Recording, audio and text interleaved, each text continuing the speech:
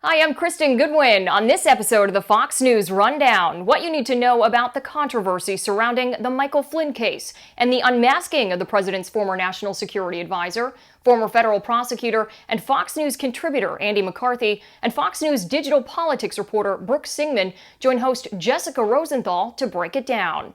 Also, Fox News Sunday host Chris Wallace joins host Chris Foster to discuss the political debate about reopening states, the Democrats' proposal for a $3 trillion stimulus package, and the 2020 presidential race. Plus commentary by Fox News correspondent-at-large Geraldo Rivera. The Fox News Rundown is a daily news podcast where we take a deeper look at the stories important to you. You can subscribe on your favorite podcast player by going to foxnewspodcast.com. I'm Maria Bartiromo. I'm Greg Gutfeld. I'm Liz Clayman, and this is the Fox News Rundown. Friday, May 15th, 2020. I'm Jessica Rosenthal. Unmasking names, an intelligence tool or trick? If the public sees that the intelligence community can't be trusted to wield these powers without politicizing them or using them in capricious ways, then there's going to be a very strong argument that these powers need to be either repealed or rolled back. I'm Chris Foster. House Democrats have a new coronavirus stimulus bill Republicans call dead on arrival. Fox News Sunday host Chris Wallace agrees. The House Democrats, the majority there, are pushing a bill which will make a statement but doesn't have a chance of passing. And Republicans are saying, let's wait and see. And I'm Geraldo Rivera. I've got the final word on the Fox News Rundown. This week, the acting director of national intelligence declassified a list of names of Obama administration officials who requested the unmasking of a name in intelligence documents after the 2016 election. That was when the Trump administration was ramping up. The name that was revealed was three-star General Michael Flynn. He was serving at the time as then President-elect Trump's national security advisor. All right, these are the 7 names that have been declassified, and this includes Vice President Biden, CIA Director John Brennan, James Comey, James Clapper. At least one of those conversations, we know, was with Russia's ambassador. But also at this time, there was a federal investigation into Michael Flynn and the Trump campaign over alleged ties to Russia and election interference. Since then, though, the Mueller investigation concluded a lack of sufficient evidence to show the campaign coordinated or conspired with the Russian government. Last week's release of House intelligence transcripts of interviews with some Obama administration officials revealed a similar narrative. No clear evidence of Russian collusion. Now, with the release of the unmaskers' names, things have exploded a bit. Remember, all of this eventually led to charges against Flynn that he lied to investigators. Now, South Carolina Senator Lindsey Graham wants hearings. Senator Rand Paul says this was a major abuse of power. And President Trump told Fox's Maria Bartiromo it's the greatest political crime in history. If I were a Democrat instead of a Republican, I think everybody would have been in jail a long time ago. And I'm talking with 50-year sentences. It is a disgrace what's happened. A former DNI James Clapper says no, it was not. Requests to unmask are pretty common. The Biden campaign said in a statement that these documents had nothing to do with an FBI investigation and confirmed normal procedure was followed.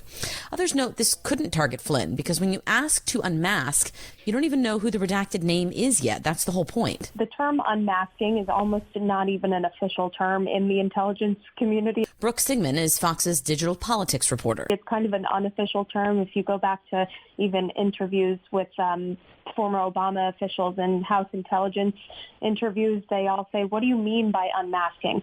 So nobody saw Michael Flynn's name and wanted to unmask it, but it was a U.S. citizen speaking to the Russian ambassador.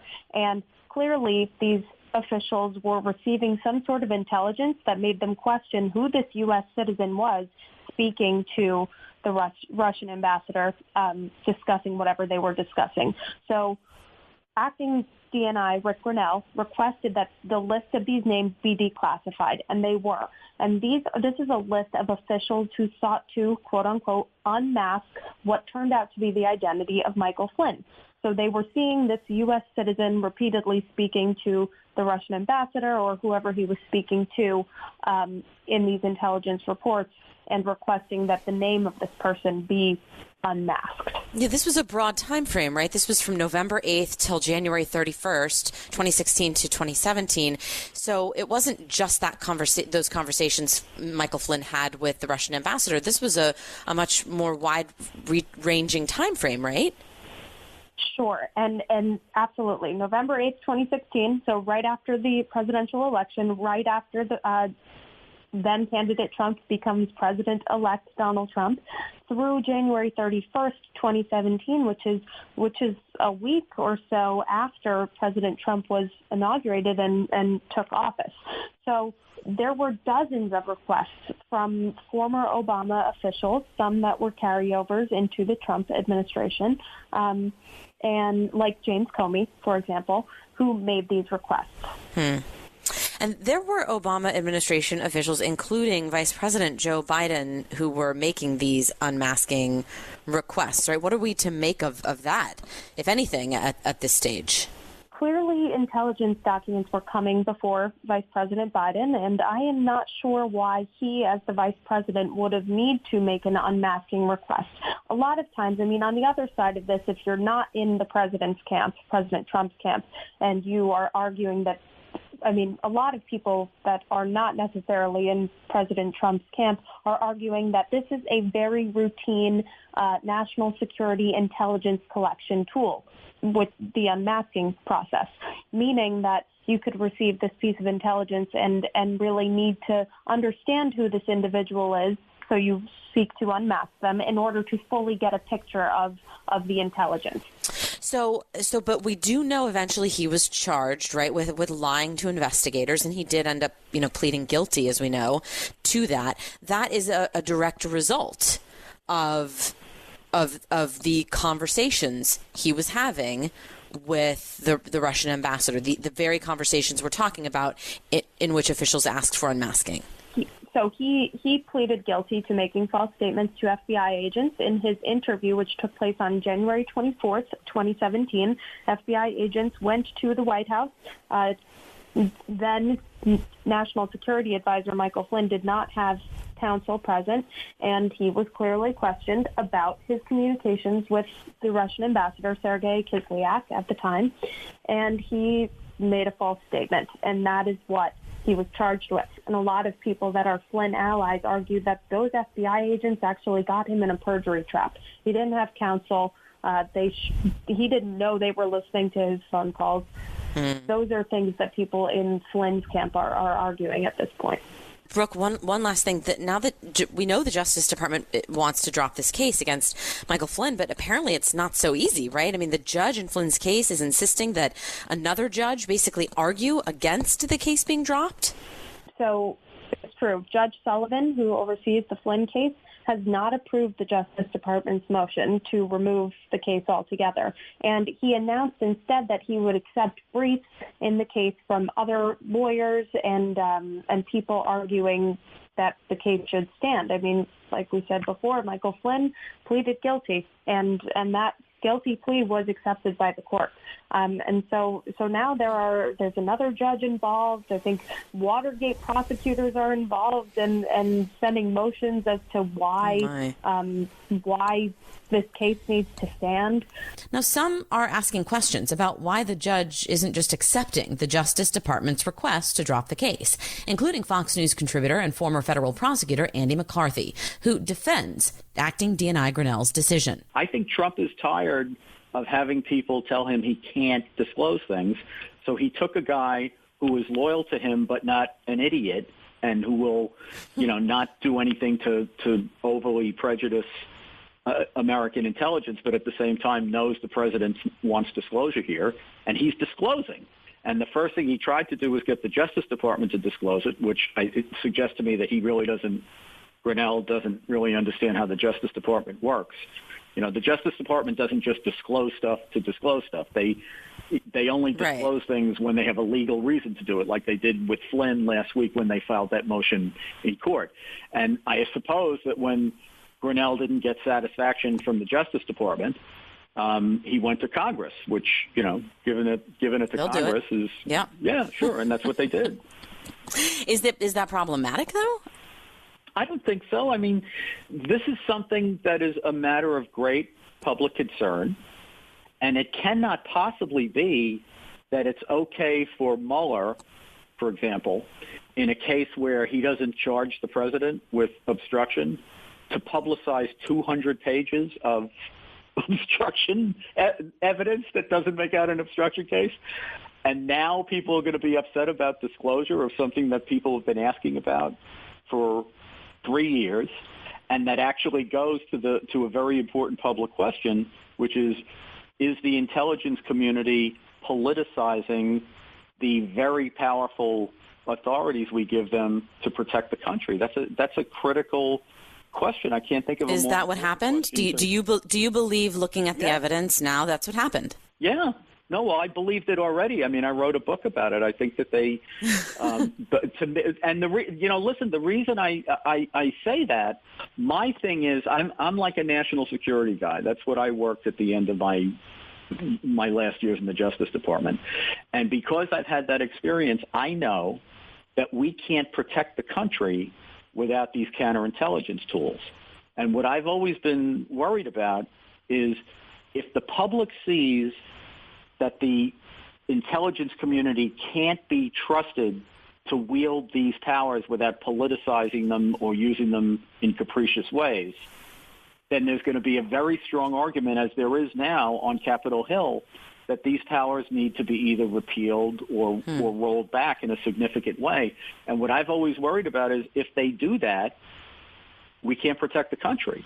And I'm worried that we get to a point where everybody concludes that we can't trust these guys anymore, so that people like me, who have been arguing in favor of these powers for years and years, no one's going to tune us out, because I can't look people in the eye and say, don't worry, you can trust the intelligence community to do the right thing. I don't know that we can say that. Just for the simple sake of clarity to end here, when you look at what happened, what is your big concern? What was done? My big concern is that the thing I always said in the 1990s could not happen has happened, which is that the intelligence and law enforcement apparatus of the government was exploited for political reasons by the incumbent administration. First, in an effort to stop Trump from becoming president. I don't think they tried that hard because they didn't think there was any chance that was actually going to happen. But then after Trump won, to hamstring his ability to govern and to make his administration and his presidency as short as it could be, whether it was one term or less. And I think they exploited counterintelligence powers in order to do a criminal investigation against Trump that they didn't have a predicate for. In other words, they didn't have factual evidence that he had committed a crime, and they use counterintelligence because it's very convenient. It's all classified and it's all, undercover. And I think what they tried to do was extend the counterintelligence investigation into the Trump administration, hoping that eventually they would shake out of the trees some crime that they could either prosecute him for or impeach him over. And in the meantime, it was the death of 1,000 cuts by intelligence leaking. They're collecting all this information, and then they're putting out this story about how Trump is in cahoots with Russia. So, and that ought to frighten people. If they can do that to the president, man, they can do it to anybody. And if that many people in the Obama administration are reading or listening to these conversations and asking for unmaskings, Democrats and folks on the other side will say and have said that's normal. They're allowed to do that. They're curious. Who is this person on this other side of this phone call? Why can't we know this? This is important. What do you say to them? Well, what we've heard heretofore is you have to show more than it's important. And the fact that you might be able on any particular unmasking to say that the standards for unmasking are so low that, in other words, if some authorized intelligence person says we need to understand who this person is so that we can fully exploit the intelligence value of this piece of intelligence. They may be able to defend every single, or many at least, of the individual unmaskings. But if you look at this as a pattern, what it becomes is political spying. And I think you have to look at the overarching fact pattern. You can't just look at any individual unmasking. Andy McCarthy, thank you so much for your time. It's my pleasure.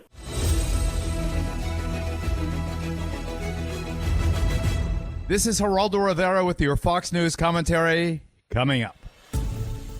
It's called the HEROES Act, the $3 trillion coronavirus economic stimulus bill proposed by House Democrats. There's more money for state and local governments, individual Americans, and more money for food and unemployment aid, among other things. House Speaker Nancy Pelosi.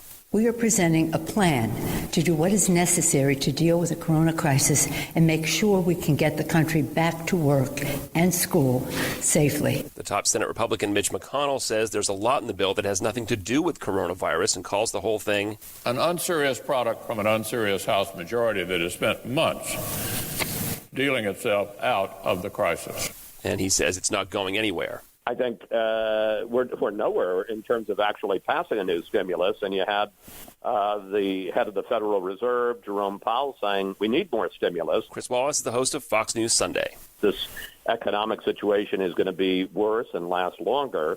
And it appears that politics, one of the things that I was really impressed with is the situation was so dire that they were able to pass these last 3.5 stimulus bills basically unanimously, bipartisan, because people, we don't have time to mess around. Evidently, now they think we do have time to mess around. And you're right, the House Democrats, the majority there, are pushing a bill which will make a statement but doesn't have a chance of passing. And Republicans are saying, let's wait and see. And in the meantime, there are a lot of businesses, there are a lot of states, there are a lot of individuals in a lot of trouble. And I don't think we're going to see a fourth Phase 4 bill passed probably until June. Right. And not in time for some of these businesses to stay afloat. I have a friend who was arguing, well, geez, Chris, you can't just keep printing money. No, actually, you literally can. And I'm not an economist, but you have to find the point where not doing it is going to cost you more in the long run. Well, that's right. And here you have Jerome Powell, who is not, just let's throw money into the wind, the head of the Federal Reserve, as President Trump called him this week, his most improved player. And he's saying we need more stimulus. And look, everybody hates it. I mean, we're talking about trillions and trillions of dollars. I mean, we were so upset about the debt, and now it's just been blown out. It's going to be, over $26, $28 trillion. But at certain times, in times of war, and it appears in a time of a scorching pandemic, you've got to take desperate measures. Anthony Fauci this week told Americans, including the president, something a lot of us, don't want to hear, that getting through this is not going to be easy and it's not going to be fast. But he also makes the point that you and I have touched on, that the health concerns are the economic concerns. If you don't do this right, you're going to risk worse economic consequences. Absolutely. And look, again, nobody, and Fauci says it, nobody appointed him God. And, as Rand Paul said, he's not the be-all and end-all. And he said some things in this that turned out to be wrong. He was kind of downplaying the risk back in February. Having said that, you have to listen. I'm not saying that he's the only person you listen to, but you do have to listen to experts. And if you've got a guy who has been the head of infectious disease for the last 35 years, I think you at least listen to him. And as we've said, both of us have said before, you can't spin the virus. You can't say, well, it's been long enough. Well, the virus gets a vote, and if the virus says it hasn't been long enough, then you got to do it. Now, it may well be that, there are two sides to this story. I mean, I remember when Brian Kemp, the governor of Georgia, started to open up Georgia, I was very questioning of it. So was Donald Trump. I remember Donald Trump calling him out in really sharp terms from the White House briefing room. And it turns out Georgia has not had a huge spike in cases. They're They haven't gone down, but they're kind of plateaued. And, it hasn't been the disaster a lot of people predicted. So, nobody's right necessarily. All you can do is you make your best judgment about how to proceed. I mean, I've been reading a lot this week about how we're going to move forward without these shutdowns. And I agree that some of them just aren't helping. For example, it seems pretty difficult to be infected just by passing contact or brief contact, especially if you're outside. Now, then if you open the beaches, you either have to enforce or trust people to take their own precautions. Well, I know. And the problem, though, is you see some of these pictures of, for instance, yesterday, or Wednesday, I guess it was, the state Supreme Court in Wisconsin just basically threw out the stay-at-home order from the governor, Tony Evers. And then I see pictures where people are in the bars without masks, no social distancing, up close to each other. Well, they're idiots. I mean, nobody said that was the right thing to do. I can understand their relief and their sense of, they've gotten out of jail. But, when you say trust people to do the right thing, a lot of people won't. Remember when Gavin Newsom opened up the beaches in California, and, they're clearly a beach is a reasonably safe place if you keep your distance. And there were huge crowds of people where they weren't distancing at all. So, I clearly there are some cases, as somebody said, how can it be okay in a golf course, but not on a tennis court? So, I think some of the things probably have gone too far, but you also do need people to observe the rules, and sometimes people don't. The people that want to open everything up and want to go to bars, they're talking about their freedom. Well, there's freedom to and there's freedom from. They want the freedom to go to a bar. People who don't want to go to that bar want the freedom from getting sick.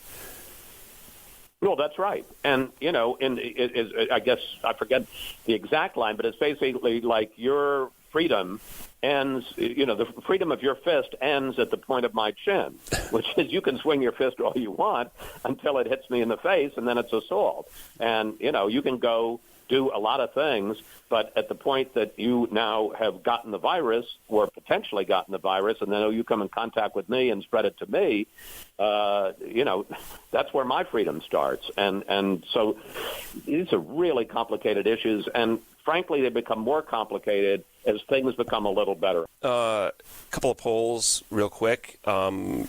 I read one from Monmouth University I thought was interesting, that among people who disliked both President Trump and Hillary Clinton last time, he won a large majority of those votes. People said, all right, well, we'll go with the devil we don't know. That's flipped. Among Trump and Clinton haters now, most of them say we've seen enough and now we'll go for Biden. So the president either has to run on his record or gets to run on his record, depending on how you see it. Yeah. Well, that's going to be, I think, one of the really key questions. And a lot of it depends on where the pandemic is, where the economic downturn is in the fall. If it's bad, then I think that it's going to be a referendum on Trump. If it's pretty good, then I think actually it ends up being a net plus for the president. And people are fair, even if there's a pandemic going on, and let's say unemployment is 10%, as opposed to, my guess is at the end of May, it's going to be over 20%. People are fair and are going to understand that's not President Trump's fault, that, he was presented with something that nobody could have prevented. Maybe he could have handled better, maybe not. But the key for President Trump is to turn this not into a referendum on him, but into a choice election. It's not Trump versus Trump or Trump versus, how it should have been handled better. It's Trump versus Biden. Because, let's be honest, Biden is not the strongest candidate in the world. And, every time you see him, just this week when he was on Good Morning America and he was asked about the investigation of Michael Flynn, General Flynn, and he said, I don't know anything about it. And then Stephanopoulos said, well, you were in a meeting. And he went, oh, I thought you said the prosecution of him, not the investigation, which certainly looks like he was trying to hide the ball. So, every time he comes out, he has a tendency, I won't say every time, he has a tendency to raise an issue, raise an eyebrow, disappoint. We talked a couple weeks ago about sports not being around and how you actually mentioned that it would be weird watching a baseball game, say, without any crowd noise. Now, Joe Buck from the mothership over at Fox says that they are, in fact, when the NFL games start without crowds, they're going to pump in crowd noise, and they might even actually put CGI fans in the seats just to replicate the experience. I'm okay with it. I hadn't heard that, but, I'm all for it. I don't like staging of news, and I don't like staging of, making things up, but sports is a little bit different, and if you've got crowd noise, it makes it a more pleasurable experience, and I don't think it's going to offend people's sense. When I hear about piping and noise, it's out of the blue, but people may be a little bit interested. So the Masters is one of my favorite TV sports events, and every year one of the things that CBS does is they put they have microphones so that you can hear the birds tweeting in the early spring in Augusta, Georgia. Well, somebody was such a purist that they heard a blue jay whippoorwill, as I'm making it up, and called in and said, that's fake, because there are no blue jay whippoorwills in Augusta, Georgia in April. And CBS had to own up that, in fact, they had piped in fake bird chirping noises, not knowing any better. And, of course, some purist had called them out on it. So I hope that, if Fox does it, they don't put baseball noise over a football game or something like that. It's like keep it at least in the same sport. All right, Chris, you've got a new book coming out. We'll talk about that in a couple weeks as it gets closer, just as a tease. Chris Wallace, host of Fox News Sunday, thanks again. You bet. Thank you, Chris.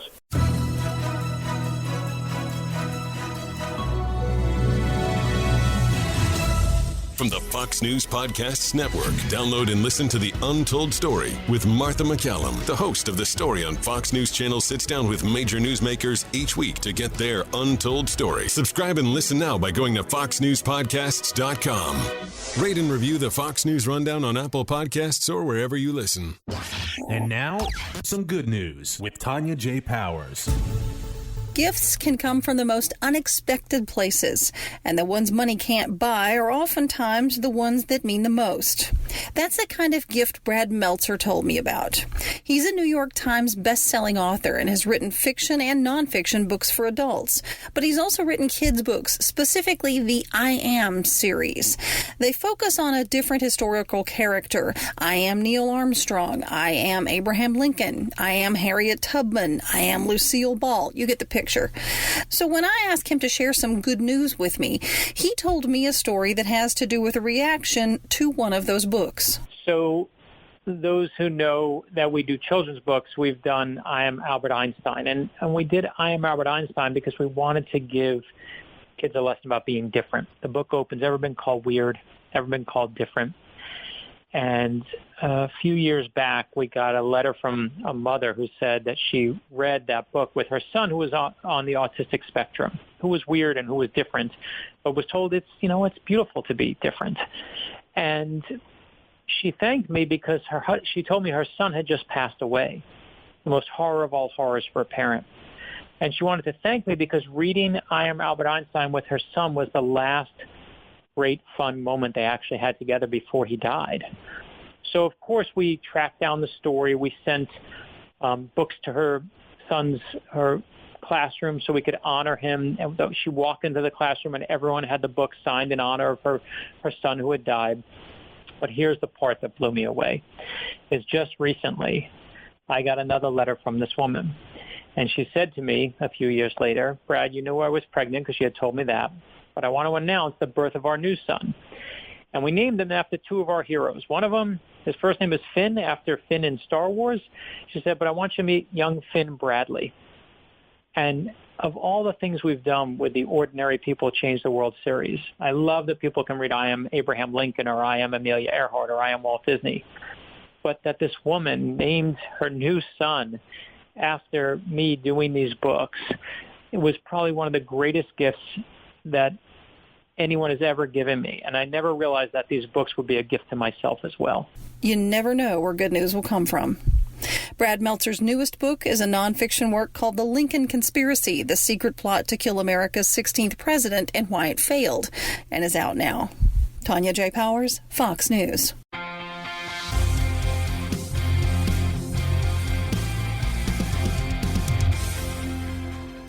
It's time for your Fox News commentary. Geraldo Rivera. What's on your mind? You know what you haven't heard much of lately? Fear that our grocery shelves would be empty. You remember what it was like in early March when people began hoarding, when there was real fear that the supply chain had broken down, that crops weren't being picked, they weren't being transported to stores where they could be distributed to a hungry public. That fear now has largely dissipated, hasn't it? You know what else you haven't heard much of lately? Rage. Rage directed at the millions of undocumented immigrants among us. You know why? Because among the heroes of the corona pandemic are millions of those undocumented agricultural workers who have kept us fed.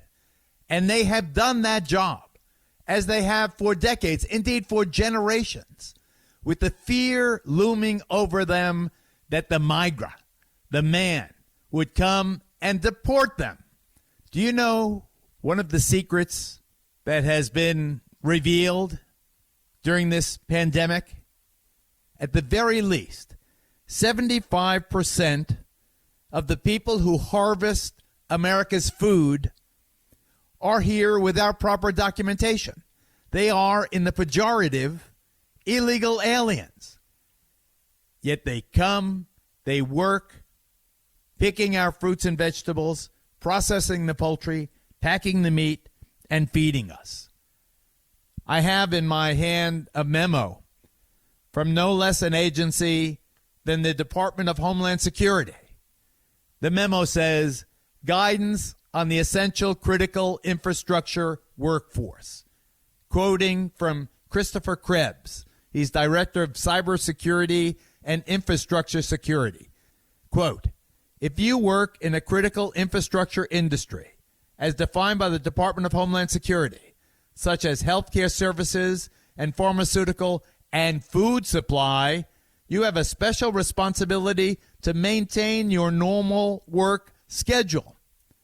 That has been interpreted to mean that the people who are here tilling our fields and working in our food supply will not be harassed by the DHS operatives, who will finally focus on what I have been urging for years. Have these agents not go after Juan and Maria. Let the agencies go after the drug dealers, the felons, the gangbangers. Let them go after the people who are a threat to America, not to the people who feed us, not to the people but for whom we would have gone hungry. Remember, millions of Americans would have been hungry but for the efforts of these calloused hands. And to those who say, wait a second, you can't give millions of undocumented agricultural workers a pass. What about all these unemployed Americans? The unemployed Americans, ladies and gentlemen, have rejected, they have shunned these hard jobs. These workers are essential because there are not Americans to fill these jobs, even in these desperate times. They are heroes of the corona pandemic. They deserve a whole new look. They deserve compassion and our thanks. I'm Geraldo Rivera reporting, Fox News. You've been listening to the Fox News Rundown. Stay up to date by subscribing to this podcast at foxnewspodcasts.com. And for up-to-the-minute news, go to foxnews.com. Love Fox News? Click the subscribe button to get more of the news and opinion you trust, and click the Fox News Rundown playlist for the latest episodes.